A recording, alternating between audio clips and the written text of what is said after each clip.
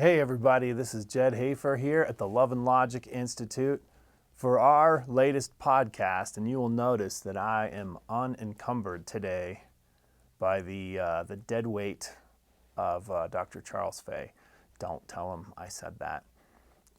Yeah, it's just absolute freedom. I don't have that burden of Dr. Fay. He is traveling and speaking to some lucky people today. And so it's just going to be me and you, all 9 of you, viewers and listeners. We appreciate you. Well, we're just going to talk about some real life ramifications of love and logic. What do we mean by that? Things that happen in life that don't necessarily have anything to do with parenting or teaching or raising kids, but ways that the principles of love and logic might trickle into the rest of life. And I'm thinking especially about salespeople. So don't tell anybody this, but I use love and logic on salespeople, especially if they call me and it's an unsolicited call. I use this technique called the enforceable statement that I learned from these love and logic guys. And I used to say, I don't make business transactions over the phone. That was my enforceable statement. Because what you'll notice, well, I actually learned this from a grandma. I learned it from a grandma in the airport. And I think this was in maybe Phoenix. And I watched this grandma walking with a little toddler. This was clearly her grandson. And they were walking through the airport. And what do they have in the airport? Some deals, man. The shops in there, they have some great prices and really tantalizing looking things. And this little youngster was pointing out, he said, I want that. And Grandma said, I'm not going to be buying anything at the airport shops today. I'm not going to be buying anything at the airport shops today. She can enforce that, right? She can make it come true. Now, she could have said to this little toddler, you don't need one of those. Would a toddler, kind of like a salesperson, probably have an answer for that one? They have an answer all queued up. It costs too much. Oh, but Grandma, we've got financing, They have an answer for, you already have one of those. They have an answer for a lot of those things. But Grandma just saying, I'm not going to be buying anything at the airport shops today, leaves him kind of nowhere to go. Now, that doesn't mean the toddler's going to accept that. It doesn't mean they're going to take that lying down. This one actually did. He kind of flopped on the ground, threw a little fit for a second. Grandma was just a pro. She was just a veteran. She just barely even broke stride and looked down and said, your last fit was better.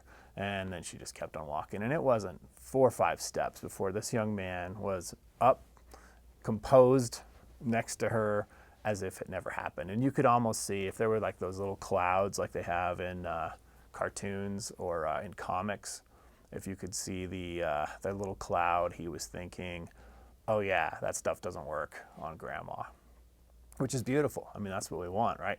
So what does it have to do with salespeople? Back to me on the phone, I used to make one of those enforceable statements, kind of like Grandma made, and said, I don't make these kind of transactions over the phone. Well, that became no longer true. Sometimes I do buy stuff over the phone, and so now I have to, so that I'm saying something that's true, I have to say, I don't buy things from unsolicited callers. Which means, hey, if you guys have a web address or a phone number you want to give me and I'm in need of this, I will contact you. I'll check it out. But what I'm trying to do is leave that salesperson, which, by the way, this is not cruel. This is a very compassionate thing to do because they are not going to get a sale from me. And valuable to them is the time. So I don't want to waste their time. I want to be efficient on their behalf. That's what I'm really doing. I'm being efficient on their behalf and getting rid of me quickly so that they can go talk to somebody else who might actually make a purchase from them. So yeah, I don't make these kind of transactions, or I don't buy during unsolicited phone calls, something along those lines. And then it leaves them, does that mean they're automatically going to give up that instant and get off the phone with me? No. But what I found is when I said this costs too much, just like that little toddler, they had an answer for that. When I said, I don't need this, or I already have another one, they had an answer for all of those. Really, really hard for them to have an answer for, I don't buy things over the phone, or whatever you could say this, if someone came to your door. I don't buy things from door to door. It's a policy that you're able to set for yourself. And by the way, sometimes people make exceptions to those policies, and I don't believe that you're going to be punished for that. I think basically this is just a good way to operate, understanding what I can control and stating things in that very truthful and enforceable manner. So that's one way that it's helped me. It has nothing to do with raising kids. It helps me with, because I'm actually not good at withstanding the pressure. If I stay on the phone or the door-to-door person stays there for very long, if I don't end this conversation soon, I can be kind of susceptible. I can be kind of a sucker. I even one time, a long time ago, I bought this stuff from this Love and Logic Institute place, bunch of hooey that was, but I fell for it and stuck with it now. So that's one way. I was thinking of some other ways. We'd love to hear from you, be it in the comments or our Facebook page is a fun place to do this. We also have Twitter. We have InstaFace, all those social medias. Make sure you're following us and liking us, and we love to hear from you via, in our offices, we actually have real people. So some people call us and ask questions or even make suggestions. Other people email us, cservice@loveandlogic.com. It's C as in customer, service@loveandlogic.com. Those emails all get read and responded to. And then obviously our various social media, the YouTube channel, the podcast channel, and all the other places. There are probably some social media platforms that I haven't even heard of that we're not on, and I'm okay with that. But anyway, you can get a hold of us, and we'd love to hear some of your experiences of, here's how I use Love and Logic with another adult, or maybe it was in a business type of a setting. What we found is a lot of these are just good principles in how we treat each other, ways to take care of ourselves, which that's pretty important, especially if I'm trying to raise kids. Another example that has occurred to me as far as using Love and Logic in other situations other than raising kids. Here's one I don't recommend. Let's say you have a spouse, significant other, girlfriend, boyfriend, whatever, and you do want to do this technique, going brain dead to neutralize the arguing.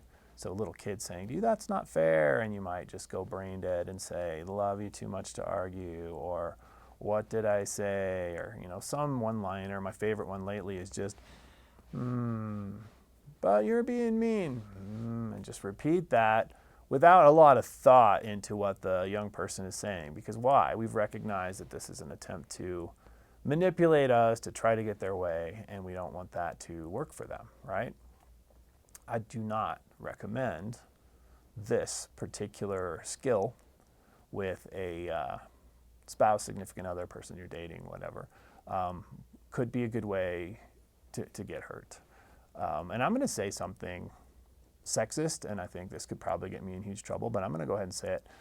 Men are better at this. We're better at this, going to this empty, brain-dead place inside our own minds and not really thinking about what another person is saying. We are very skilled at that, and I hope that's not offensive, but I think it is true. It might be sexist, but I think it's also true. We're pretty good. I personally, very proud of my ability to just be in this very empty, not very thinking place up there, and I can stay there quite comfortably. Some people have to come back for supplies and whatnot. I can stay there quite comfortably for quite some time. I don't mean to brag, but that would be an example of there's a perceived, and there should be a perceived, power differential between adults and kids, and kid is trying to get something from adults in this manipulative fashion. It's really good for that not to work for the kid. That's good for the kid. It's also good for me, the adult. I'm taking care of myself once again. But in a relationship where there isn't this very reasonable, and it's there for good reason, power difference, don't recommend that technique. We want to say something that implies a little less that we're the one in control of the situation. I might still say something like, I really don't like arguing with you, but it's not going to be this kind of neutralizing and not listening to the argument of the other person. And now, are there people I would use that with? Absolutely. I saw a police officer use it pretty masterfully. A person was getting a citation for behaving, we'll just say, foolishly in public, and you're wondering at this point, no, it was not me. It's one of my friends. But the person was trying to argue with the law enforcement officer and make all these, you wouldn't give this ticket to anyone else, you're singling me out, you're just trying to be mean, you're on a power trip. A lot of the same things that people might say to an adult. You might hear these same kind of arguments from a kid. Well, in this case, there's an authority differential, and so I thought it was very appropriate and actually very effective. The officer just kind of reiterated that he was doing his job and it wasn't personal, and he was going to do his job. I got a family to feed, can't be affording to not do my job. And he kind of made it, and it was actually somewhat endearing too, that you kind of had to say, hey, yeah, this guy is doing his job, and realistically, this person probably deserved the ticket. So when there's a power differential, I think the skill has its merits, but it's somebody that you want to be, on this equal plane with. There's going to be a slightly different tone to it, and I think that's a better way to not get yourself hurt. Don't try with your spouse. I love you too much to argue and go brain dead. Don't recommend it. We actually do have some materials. People have asked, hey, do you guys have stuff for?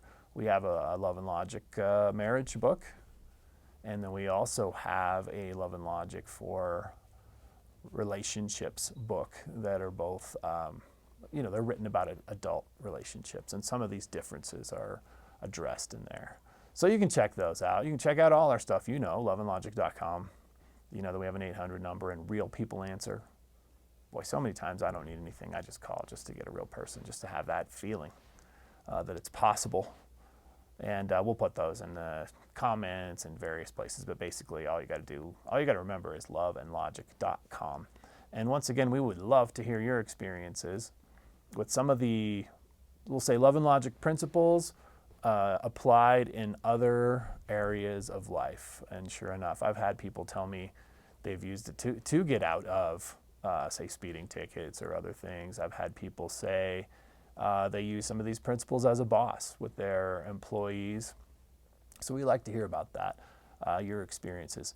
We're going to be back again another time, and once again, we will be encumbered by the presence of Dr. Charles Fay. And I would just enjoy this freedom now while we have it. I'm just going to sit here and bask in it for just a minute. Okay, that's enough basking. Have a great day. Thanks for listening. Thanks for watching. We'll talk to you soon.